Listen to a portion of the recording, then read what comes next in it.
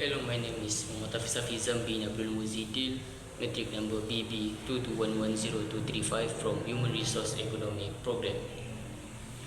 Human capital and wages analysis of shaping our understanding of our educational skills and experience contribute to our individual learning and economic growth. Human capital refers to intangible values such as knowledge, abilities, and health that individual brings to the workforce, enhance their productivity and contribution. Wages, as the primary form of compensation, often reflect the level of human capital an individual possesses. In a rapidly changing global economy, the link between human capital and wages has become more significant.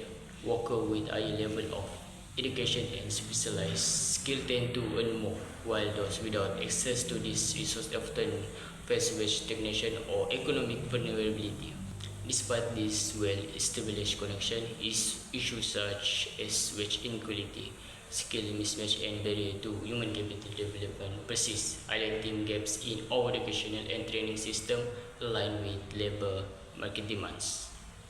Background of this topic. The concept of human capital was popularized in 1916 by economists such as Gary Becker and Theodore Schultz. Schultz 1961 emphasized that human capital is the foundation for economic growth, stating improvement in education and skills account for a large share of economic growth that cannot be explained by increase in physical capital.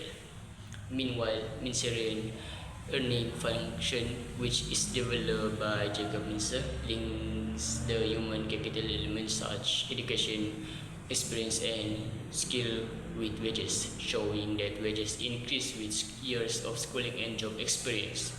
For example, workers with higher education typically earn more because education improves cognitive skill and job performance. Mincer 1974.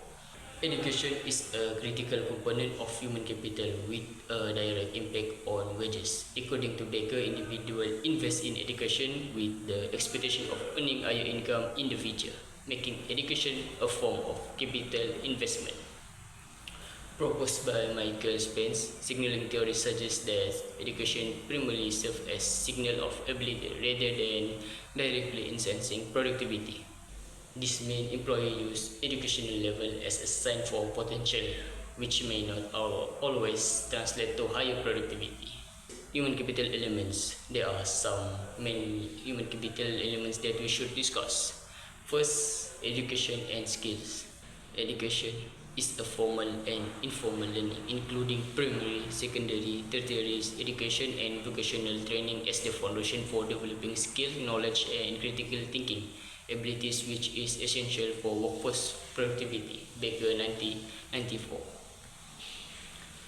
Meanwhile, skills and competencies are practical ability, including technical and soft skills, which acquire through training, work experience, and practice. These skills enhance employability and adaptability in dynamic labor market. Schultz 1961. Second, health and motivation. Other than knowledge and skills, we should taking care of our well-being. This includes our physical and mental health, which directly impact on individual productivity and ability to work effectively. Meanwhile, motivation is the drive to perform well and achieve goals in professional setting. Healthy worker will contribute more consistently and with a greater efficiency in their production. Grossman 1972. Meanwhile, motivated individuals tend to be more productive and innovative. Desi and Ryan 1985. Next is experience. Knowledge and insight that we gain through years of working in specific roles or industries give us the experience. And this experience builds expertise and problem-solving capacity to workers, means 1974. Also on the job training, seen as one of the form of human capital investment. Worker acquire specific skill during their employment that increase productivity and earning potential over time. Baker 1964. Issue of this topic. There are three issues which we should highlight and overcome. First is wage inequality. Workforce is having small opportunity to upgrading the human capital, which will increase the gap between high skill and low skill workers. Next is barrier to human capital development.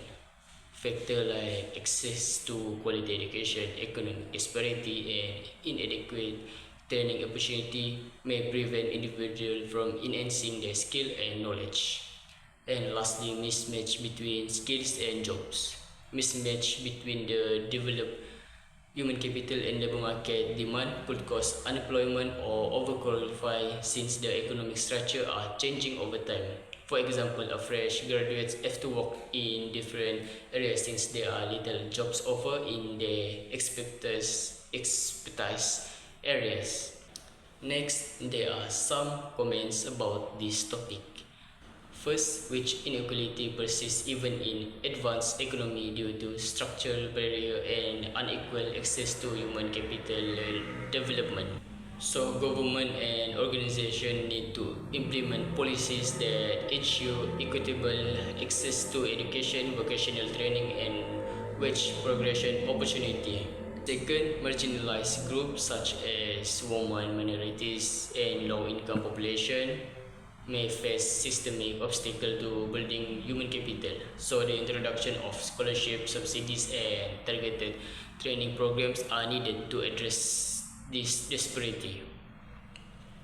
And third, the rapid evolution of technology and industry demands as outpass education system, wasting many workers with skills that are no longer relevant, which highlight a failure in aligning educational and training program with the market needs.